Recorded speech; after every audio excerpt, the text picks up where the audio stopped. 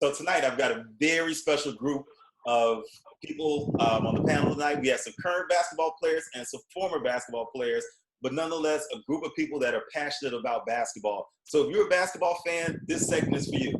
But before we get into it, you know how we do. If you have your favorite libation, raise them up, and we're about to get into it straight, no chaser. Salute, gentlemen. Which, by the way, I'm so impressed with the young guys, even though they're of age to drink, that they chose to drink water. So kudos to them. Way to take care of your bodies, guys. Let's talk about street ball. Let me ask you guys, where was the one court where you cut your teeth at, or you say, you know what, man, this is my court, or everybody knows my name rings out, that you were unguardable, unbeatable, that was your court. Where did you make your mark? Let me start with the Frenchman.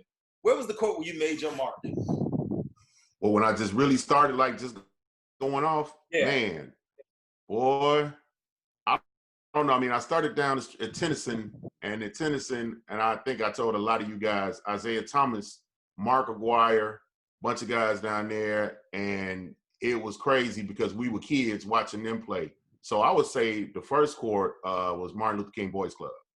Okay. That would be the first court, yeah. Okay. Big Ken, how about you? Where was the first court where you made your mark? Ada Park. Ada, yeah.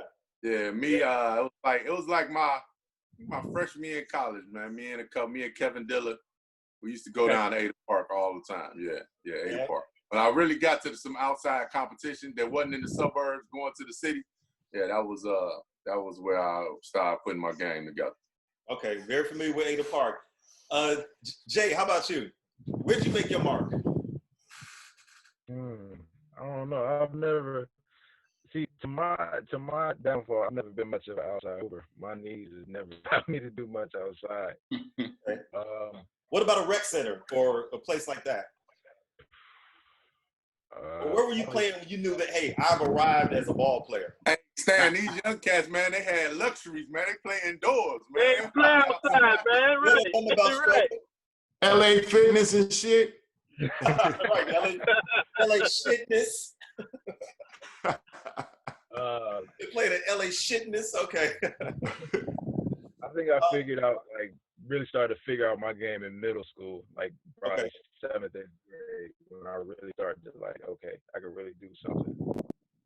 Okay. Julian, how about you? Me? Oh, man. So, growing up over on 65th, right off Kenty, right off Marquette Park. Okay. That was a park. That's where I started hooping at consistently. Okay. But once we moved over on Justice, me and the guys used to always go to LaGrange.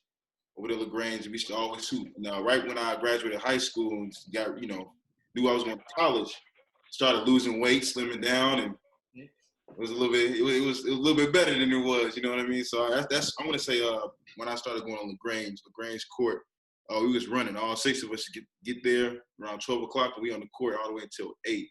You know what I mean? So it was a group of us consistently going every single day. Okay. And that's where it was for sure. Derek, how about you? First park was Canterbury, Markham. Good spot, yeah. First, I mean, that's where I learned how to play. I mean, 12 years old playing with grown men, you know what I mean? They ain't taking it easy on you. They giving it to you. They knocking you down. You got to learn how to compete, so that's where and then once I started striving in those games with dudes that's 20, 24, 20, and I'm 13, I knew that I can get busy with anybody after that, you know what I mean? Because I mean, them grown men is what put it on you, Yeah. When we were young, that's what put it, I mean, they would put it on you, man. We don't play with the youngsters like they played with us back in the day, you know what I mean? Yeah, right. Back in the day, they gave it to us, man. And then you had to learn how to compete. If you ain't compete, you wasn't on that court no more, you know what I mean? So it was definitely Markham. That's why I learned, And for me, I think when I finally hit my stride and realized, man, I can play and I can hang with these guys, it's gonna sound odd, but Orland Park Rec Center. Orland Park Rec Center back in the day used to have some of the toughest ball players from the. I dunked on a Yes, sir. Oh man, I mean, you had guys like Chris Dillard up there, the Delaney brothers, Brian Kelly, Yeah. Mark Cathy. I mean, everybody was out there, and I mean, it's like everybody from the South Suburbs. That was the spot to go on Sundays. You wanted to hoop, that's where you went. And you know, for me, I wasn't a naturally gifted ball player. I had to work hard at it, and that's where I learned how to play defense because there was so many guys in that gym that could. I'm not talking about scoring you, that could dumb embarrass you. That's a whole nother level of embarrassment. That they could dumb embarrass you.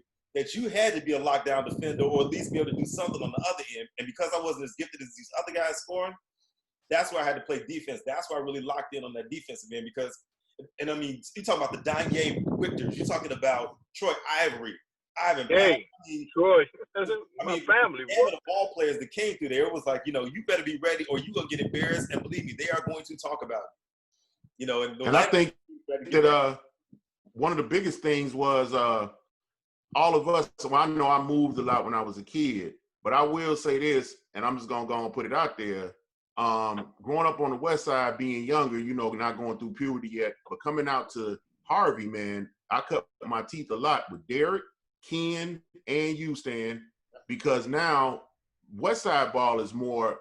At that time, it's like it's a foray. We just go to the hole and do what we need to do, and it's a hardcore game. So it's a lot of posting. It's a lot of machismo, but when you go to the South Suburbs, man, you kind of, it's the athleticism mixed with the fundamentals. Exactly. And you really learn how to play the game. And playing with Derek, who's a year younger than me, he taught me so much, man, about the game. He get me fired up. And at that point, I'm ready to cut my teeth because now every time he brings somebody, he was like, I got to get this person for you and that person for you. And it was crazy because he would make me play harder. And I would just get so mad and be like, okay, I got to get in this guy's ass. I got to show Derek. So that was my thing. Then I ran into Ken and Veteran. And that's when I met Ken and his brother Danny. And those were battles. Yeah. And we've been cool ever since. And then Stan, I met you in Dalton, and it was the same thing. So we all started with a little rivalry. Then we all got cool. And it goes from there. So and we started traveling everywhere. And then when you travel, you playing against different guys and picking up different stuff.